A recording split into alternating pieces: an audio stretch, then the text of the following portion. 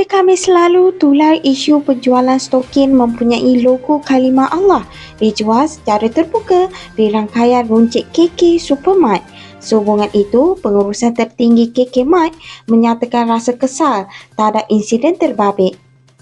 Pengasas dan juga pengerusi eksekutif kumpulan KK Mart Datuk Seri Dr. KK Chai menyifatkan insiden tersebut sebagai sesuatu yang tidak dijangkakan oleh pihaknya. Katanya sepanjang tempoh 23 tahun mengusahakan perniagaan itu, syarikat tersebut tidak pernah melakukan kesilapan seumpama itu, apatah lagi ia sesuatu yang sensitif. Mengulas lanjut, KK Chai berkata, sebagai ahli perniagaan di negara ini, beliau sudah cukup arif dan peka dengan sensitiviti masyarakat berbilang bangsa dan agama. Oleh kerana itu, sebaik saja stokin kalimah Allah itu tular di media sosial pada 13 Mac lalu, pihak pengurusannya telah mengambil tindakan pantas dengan memohon maaf di platform media sosial hanya selepas 2 jam mengetahui perkara tersebut. Tambah KK Chai, isu tersebut telah menyebabkan beliau mengalami gangguan emosi sehingga kurang tidur selama 10 jam dan sukar untuk melelapkan mata. Menurut KK Chai, produk itu disediakan oleh pembekal menerusi sistem sewaan tempat dalam premis kedai sebenarnya tersebut. Hasil pemeriksaan di kesemua 800 cawangan KK Mart di seluruh negara, terdapat 3 premis dengan 14 pasang stokin berkenaan telah dikesan. Ia termasuk cawangan KK Mart Bandar Sangwe seperti yang ditularkan di media sosial. Okey, Assalamualaikum warahmatullahi taala wabarakatuh dan salam Ramadan. Suku barang, solat?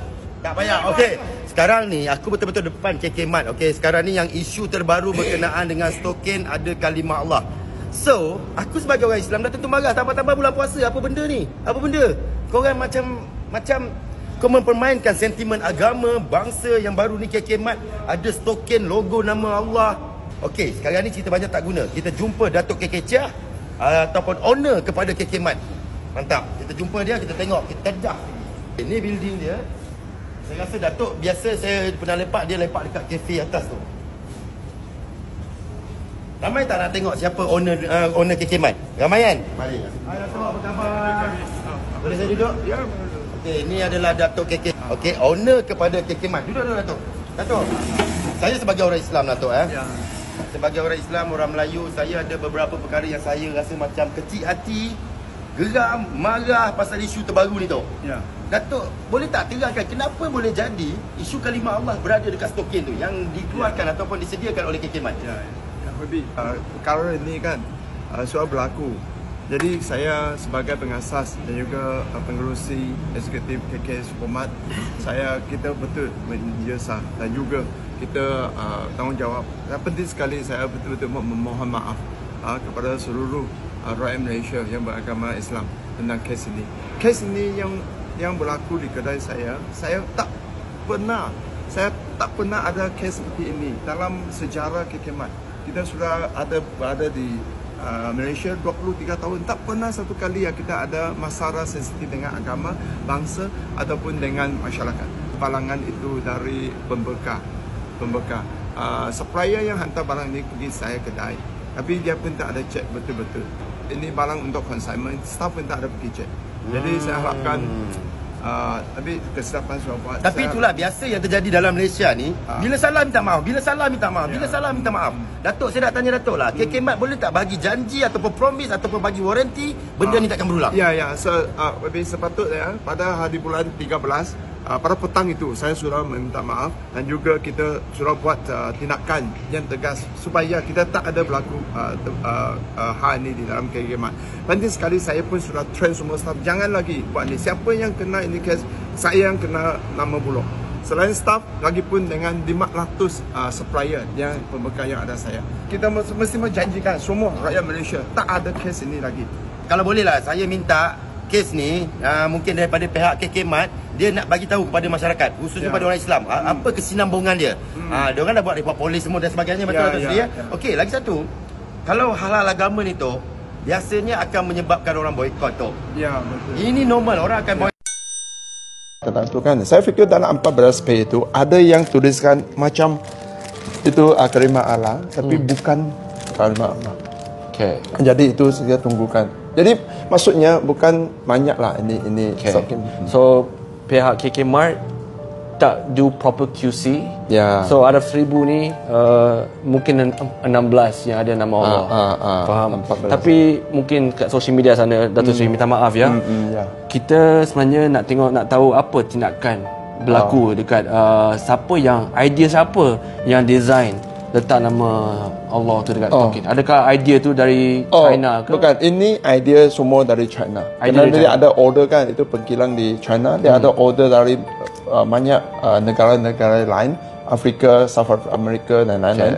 Jadi ada order untuk Malaysia. Ada order untuk Malaysia, dia sudah buat satu check-in yang pertama. Maksud stokin ni bagus untuk masuk dalam Malaysia. Tapi tak tahu kenapa kali ini. Kan, itu pembekal pun sudah buat bisnes 25 tahun. Kali pertama dia pun terima barang seperti ini. Saya nasib buluk lah. Kerana dia ini ada di dalam kedai saya. Assalamualaikum warahmatullahi wabarakatuh dan salam sejahtera. Saya boleh maafkan dari segi pengurusan kerana mungkin ada kekhilafan yang dari segi SOP lah yang menyebabkan mereka terlepas pandang perkara ini.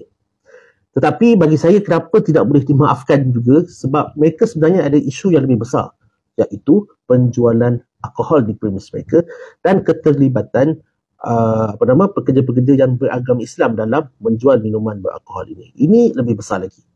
Dan ia tidak terhad kepada KK Mart sahaja tetapi juga kepada kedai-kedai sebenarnya yang lain juga. Tapi kalau kita fokus kepada KK Mart, kita memang akan dapati kebanyakan kedai sebenarnya KK Mart ini di belakang kaunter jual tu, kaunter cashier tu akan ada banyak ataupun ada almari yang menjual ataupun meletakkan minuman keras di belakangnya. Dan bayangkan apakah perasaan pekerja Islam yang terpaksa mengambil botol arak tersebut dan diserahkan dan terlibat dengan urus jaga minuman beralkohol itu. Nabi dah sebut dengan jelas daripada mereka yang memerah anggur sampailah kepada mereka yang menjualnya walaupun dia tak minum, tetaplah berdosa seperti mereka yang meminum arak tersebut. Jadi persoalannya, di manakah tanggungjawab kita sebagai umat Islam secara keseluruhannya? Boykot? Ya, boleh. Kita boleh boykot.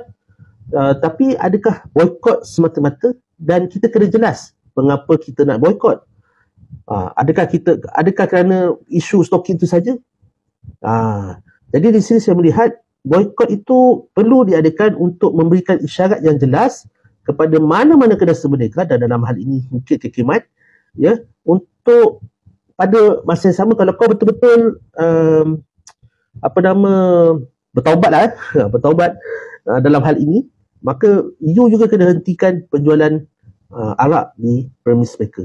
Sebab sama saja kalimah Allah di stokin dan jual arak. Apa beza dia? Kedua-duanya merupakan penghinaan kepada umat Islam itu sendiri. Dan mereka yang terlibat pun ada yang beragama Islam. Pegang amanah, yang pegang tanggungjawab, hati-hati, benda itu disoal oleh Allah. Kamu Perdana Menteri, kamu timbalan Perdana Menteri, kamu Sultan, kamu Menteri Besar, tiap-tiap inci pemerintahan kamu akan disoal oleh Allah Jalla Jalaluh. Dia bukan seronok terima gaji macam tu, bukan. Nabi kata innahu lanadamah. Jawatan itu adalah satu penyesalan besar, wahai Abu Dhar.